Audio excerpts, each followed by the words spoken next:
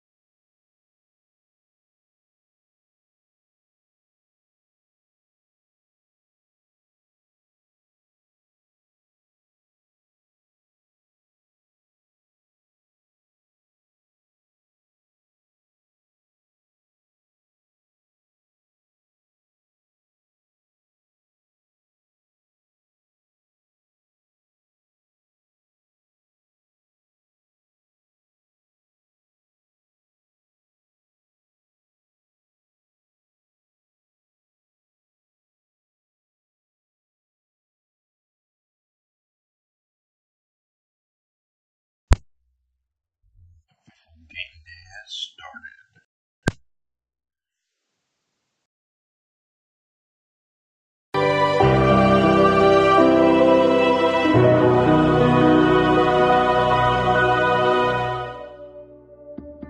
Whenever a family has a child with an illness, you never know where that journey's going to take you. And we always prayed for a miracle.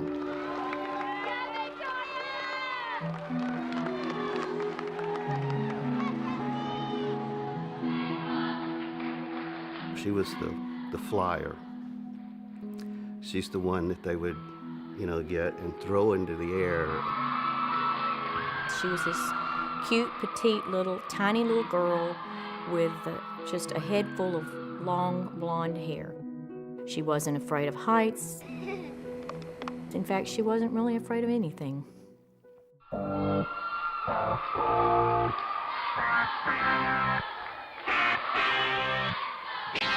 I've got a story just like anyone else. A wise man said, this too shall pass. Oh yeah.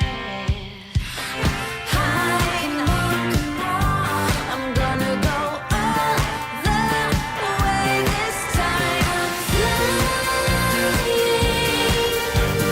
never coming down. Gonna reach the stars. I'm going high. We had noticed she had just gotten weak. I said, what's the matter with you? I said, you're a tumbler. You can tumble and do backflips, without knowing. And it progressed from that to she fainted a couple of times. And we thought it was, she's got a virus or whatever. So I took her into the doctor the next day, and they immediately sent us to Texas Children's Hospital. She was just, from the moment I met her, she was about 11 years old, she just had a sort of magical presence about her, and nothing would keep that girl down. Victoria was diagnosed at the age of 11 and a half with acute lymphoblastic leukemia. The cure rate for leukemia is the 80%. When Victoria was told that she had cancer, that's the only time we saw her cry. And Dr. Dreyer walked in and told her that 80%, 85% rate cure. So Victoria accepted that. She said she wasn't worried anymore. In today's world, we cure, go away forever, about 80% of children. In 1965, we cured 5% of children. So the improvement is unbelievable. And Victoria actually had a particular subtype of ALL that the cure rate should have even been better than that. Victoria's treatment was to take 2.5 years. And at the end of 2.5 years of chemo, Victoria was to be finished with her treatment.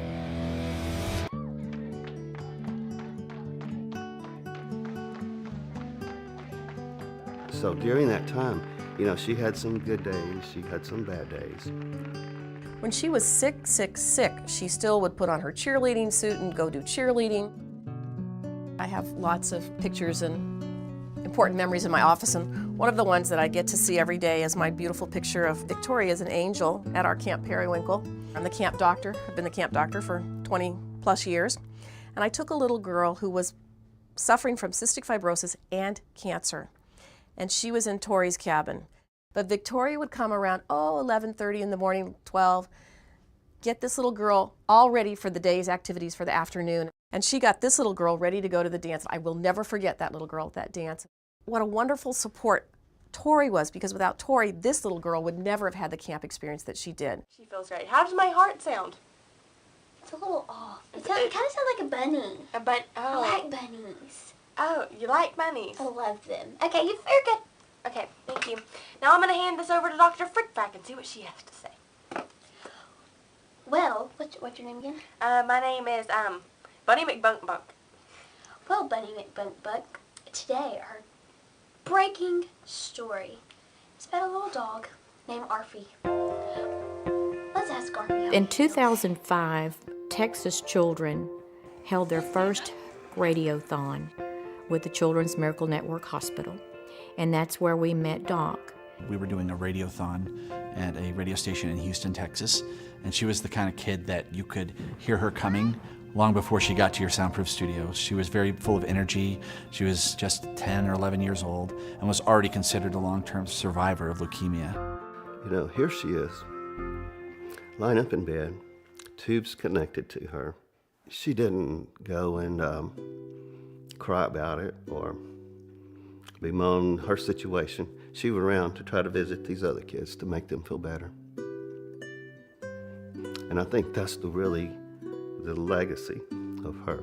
At the end of 2.5 years, when Victoria's treatment was over, they performed another spinal tap and a bone marrow test. The Dr. Dreyer called us. I remember it was a Thursday, and she said, "I cannot believe this, but Victoria has relapsed." Because of the seriousness of her relapse, they told Victoria that her next option was to receive a bone marrow transplant. Our community really rallied behind our family and our church. You know, we even had signs, "Pray for Victoria." So it wasn't just our family, it affected everybody. And she made it through, and 9 months later, she relapsed again. Joellen called me, and she had just the worst news ever, and that is that Victoria's cancer had returned. So this was 3 times she was told that she had cancer. And so we began another journey to receive a second bone marrow transplant. Victoria at that time decided she was going to fight and entered the hospital for what would turn out to be an extremely long stay, many, many, many months. And so as a result of this extended stay, I saw that there wasn't as much for her to do as you can stay placated with as a young person. And he asked her at that time, he said, "Victoria, do you like to play video games?" She said, "I love to play video games." So I put the word out to a website that I worked with called Sarcastic Gamer, and the online community responded in droves. What I expected to be a couple of games that might come from here and there instead turned out to be things coming from all over the world. And we started receiving boxes of games. We had games that came in from Asia and Europe, and He was receiving games from all over Texas, all over the United States. so much so that it became sort of overwhelming. Tori had to end up giving it away to other kids who were also stuck in the hospital. She was the one to go around to be that extra person for all these other children.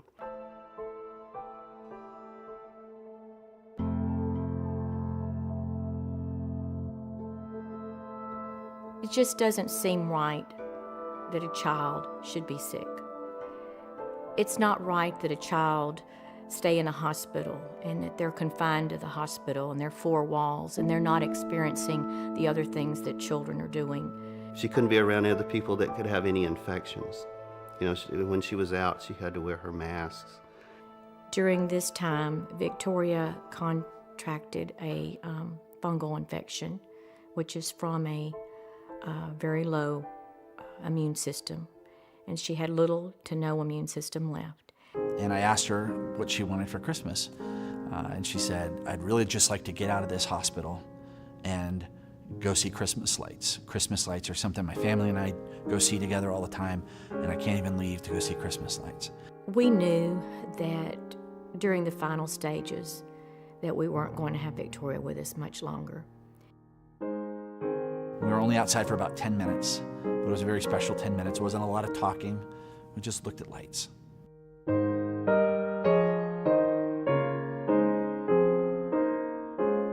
And after about 10 minutes, we rolled back upstairs to her room, and we had our picture made in front of a little Christmas tree. And I said goodbye. And that picture is one of my most prized possessions because it was taken just moments before I saw my friend for the last time. And Victoria passed away before I could get back to see her. The miracle that we received was that we had her for the time that we had her.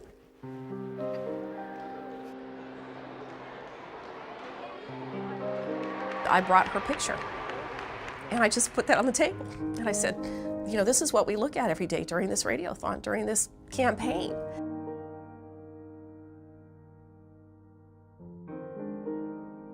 Victoria passed away on January 21st, 2008, after a 4-year battle with leukemia, failed bone marrow transplants, and fungal infections.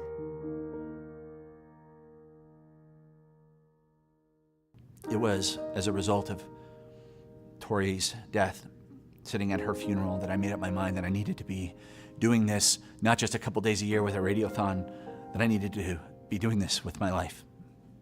Doc wanted to do something special for Victoria, in memory of Victoria, and he came up with a fundraiser called Extra Life. And this fundraiser would be for the gaming community.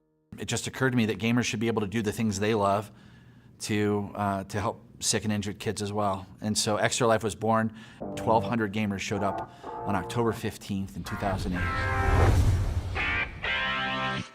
With this year's Extra Life Gaming Marathon, we're helping save kids' lives.